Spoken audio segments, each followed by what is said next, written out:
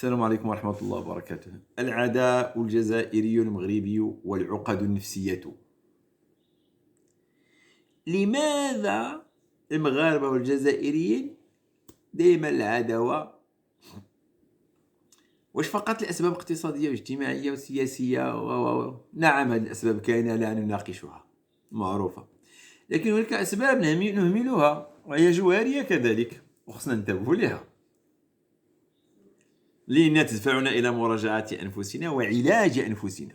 أنا أعتقد أن هناك أمراض أصابت هذا الكائن المسمى جزائري والكائن المسمى مغربي في هذه الفترات.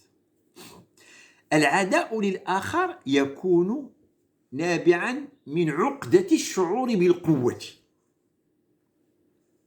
ممكن أن يكون العداء الجزائري للمغربي أو المغربي للجزائري نابع من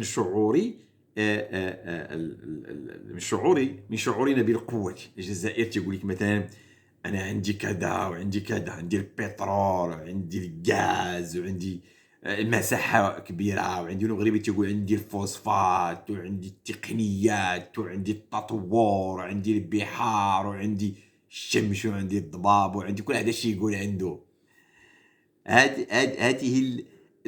هذا الشعور بالقوة اللي هو شعور وهمي غير حقيقي، وهذا الشعور الوهمي الحقيقي هو الذي ينشره المؤثرون في الفيسبوك وفي اليوتيوب وفي غيره. هذا الشعور بالقوة اللي هو عقدة يجعلنا نقلل من شأن الآخرين ونقدم أنفسنا بشكل أفضل إلى العالم على أننا قوة، وأننا إحنا لا قوة، لا الجزائر قوة ولا المغرب قوة. واش القوة اللي واحلة في راسها، ما موكلة راسها، ما مشبع راسها، ما خدامة من ولادها، ما ضامنة حدودها كلها، ما مكتفية في حتى حاجة؟ واش قوة؟ واش تكذبوا على راسكم المغاربة والجزائريين؟ تنكذبوا على راسنا حنا كمغاربة والجزائريين. حنا خصنا نتحدوا كلنا في المغرب العربي، المغرب الامازيغي، المغرب شمال افريقيا، ويا ربي اننا نشكلوا وحده. عندنا جيش كذا وعندنا جيش. المفروض الجيش الجزائري خصو يكون ماشي في الحدود الداخليه عنده هو بينه وبين، خصو يكون في المحيط الاطلسي، ويكون في ليبيا، ويكون في شمال تونس، ويكون في جنوب موريتانيا. والجيش المغربي خصو يكون في شمال الجزائر، ويكون في شمال وفي شرق تونس، وفي شرق ليبيا، وفي جنوب موريتانيا. وخصنا يعني نحميو ديك الحدود الكامله عاد تنكونوا قوه، تنتعاونوا على هذه المساحه الجغرافيه كلها نحميوها من كل ما يدمرها. احنا قوه واهمه تنعيشها وتنقنعوا نفوسنا بها، تنظنوا حنا بالله تنديروا شي حاجه زوينه. اليوتيوبرز يقولوا لكم لا راه حنا قوه المغربيه ودار المغرب، والمغرب عنده كذا وعنده والجزائر تقول لك حنا عندنا وما بغيناكمش، نقطع عليكم الغاز، نديروا لكم اش تقطع عليا؟ ما نقطع عليك، رانا عايش بغازك وبلا غازك، وعايش ببترولك ولا بلا بترولك. باش ما عندك ما تقطع عليا، ما عندي ما نقطع عليك، لانه اي حاجه موجوده في السوق تتشرى فضينا. اذا واش هذا هو الاساس؟ انت راه قطع عليك وقطع عليا، وانا قطع عليك وقطع عليا، صافي.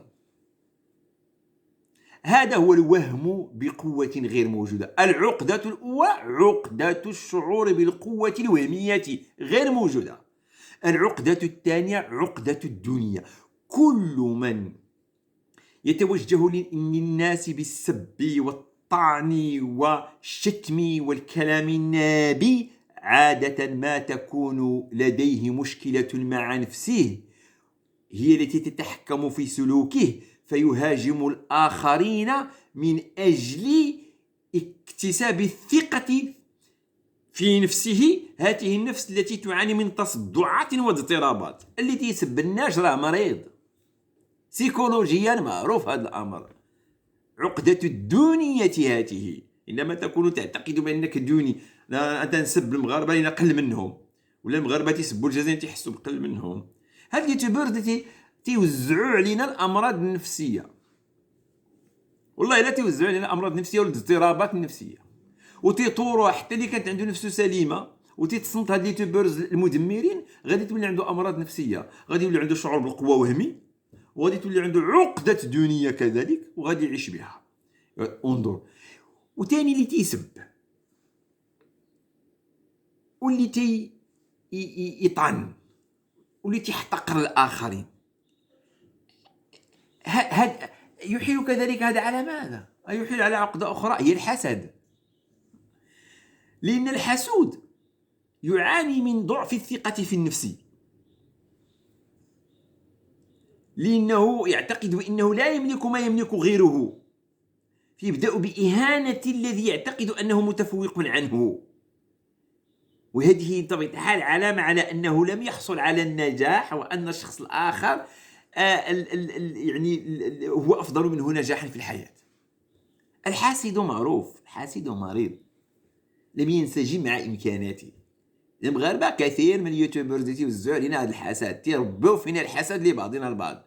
الجزائر عندها إمكانات وعندها ناس وعندها أخلاق وعندها والمغاربة عندهم إمكانات وعندهم أخلاق وعندها. العدل في الحكم، لن يستطيع حاسد أن يكون عادلا.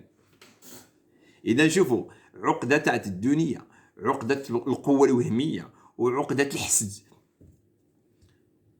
ثم هذا الأمر كله يطور في دواخلنا اضطرابات الغضب، فتجدنا مندفعين. إلا سمعتي شي حاجة قالها شي جزائري على المغرب تنوض باندفاع لا واعي لا عقلاني وانفعالات وتبدا تسب فيه، وهو لا سمع شي مغربي قال شي حاجة على الجزائر تنوض توا باندفاع وغضب ويبدأ في السب. ولو كنا الحدود مفتوحة بيناتنا وتنتخاصموا كنت ندابزو دروك. وعلاش بينا ندابزو؟ اشنا هو المشكل اللي علاش غادي ندابزو؟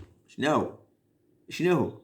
افيقهم القلب يا المغاربه يا الجزائريين، راكم تخدرتوا بعقد القوه والدنيا والحسد والغضب، يتنفسون الغضب، الانفعالات نتنفسها، تنشقوا الغضب، ما عندناش توازن.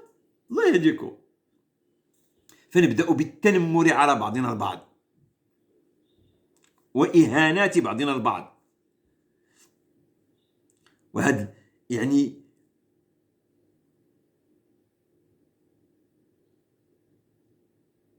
حتى أننا هذا التنمر يؤدي بنا إلى استعدادنا للقتل والقتال، للذبح وللدفن. هذه النفوس التي هي على هذه الشاكلة، بالله عليكم يا جزائريين، بالله عليكم يا مغاربة، هل هي طبيعية؟